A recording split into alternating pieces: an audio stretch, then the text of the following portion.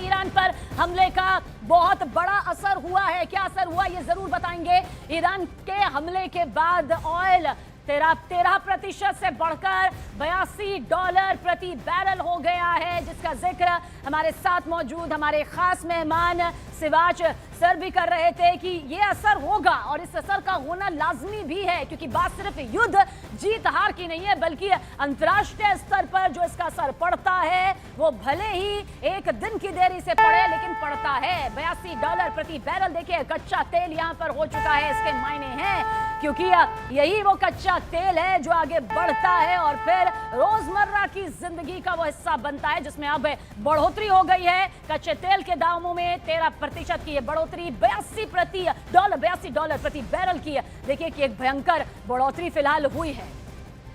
और पश्चिम एशिया में जारी जो युद्ध है और साथ ही स्ट्रेट ऑफ हॉर्मुज से बंद होने से भारत के जो समुद्री व्यापार पर गंभीर संकट खड़ा हो गया है। सूत्रों के मुताबिक टीवी 18 की रिपोर्ट में बताया गया है कि जवाहरलाल नेहरू पोर्ट ट्रस्ट में 300 से ज्यादा कंटेनर फंसे हुए हैं, जिनमें फ्रोजन और पेरिशेबल सामान भरा हुआ है। क्लियरेंस प्रक्रिया देखिए बीते कल से ही पूरी तरह से ठप हुई है और इन कंटेनर्स में शामिल शिपमेंट दुबई, कुवैत, शारजा, दोहा के लिए भेजी भी जानी थी, लेकिन सभी खेपें बंदरगाह पर ही अटक गई हैं। इससे एक्सपोर्टर्स को भारी नुकसान यहां पर हुआ है, यह आशंका जताई जा रही है। तो वहीं मुंद्रा पोर्ट पर भी हालात बेहद गंभीर है, चिंताजनक है। यहां करीब 2000 कंटेनर फंसे हुए हैं, जिनमें मुख्य रूप से चावल भरा हुआ है। आंकड़ों के मुताबिक भारत के कुल चावल निर्यात का लगभग 70% खाड़ी देशों को और 30% ईरान को जाता है।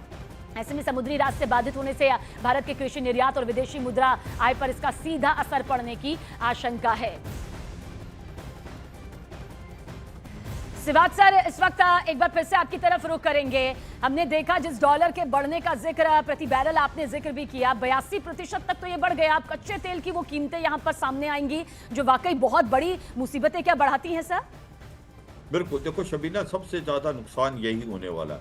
20% ऑयल जो है पूरे वर्ल्ड का वो स्टेट ऑफ हार्मुज से जाता है, और अगर ईरान ने बंद कर दिया स्टेट ऑफ हार्मुज को तो ऑयल के रेट्स तो बहुत ज़्यादा जाएंगे। अभी तो $82 पर बैरल गया है, ये 100 से जाना अगले 2-3 दिन में हो जाएगा और $150 पर बैरल तक जा सकता है। और ये भी है कि भारत करीब वहाँ से 45 to 50% जो ऑयल हमारा मिडिल ईस्ट से आता है, तो भारत को एडवर्स इफेक्ट होगा।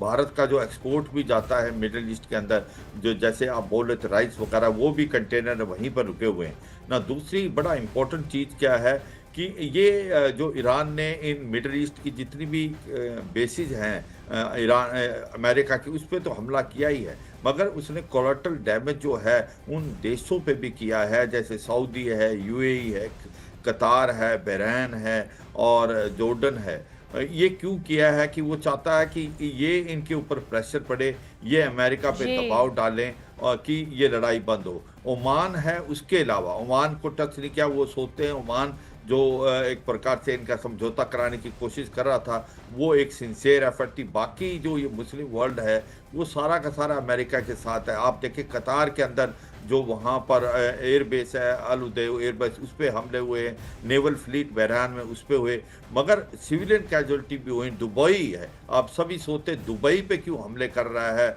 ईरान। दुबई में करीब $18 बिलियन जो है इन्वेस्टमेंट है अमेरिका की दुबई में, और दुबई जो है एक प्रकार से माइक्रोसॉफ्ट ग्लोबल उनके हेडक्वार्टर। तो एक ये इम्पैक्ट डालने की कोशिश करा ईरान कि एडवर्स इफेक्ट आपके सर ये भी जानेंगे कि ये इम्पैक्ट पड़ेगा वाकई कितना। इस सवाल का जवाब भी आपसे जरूर जानेंगे।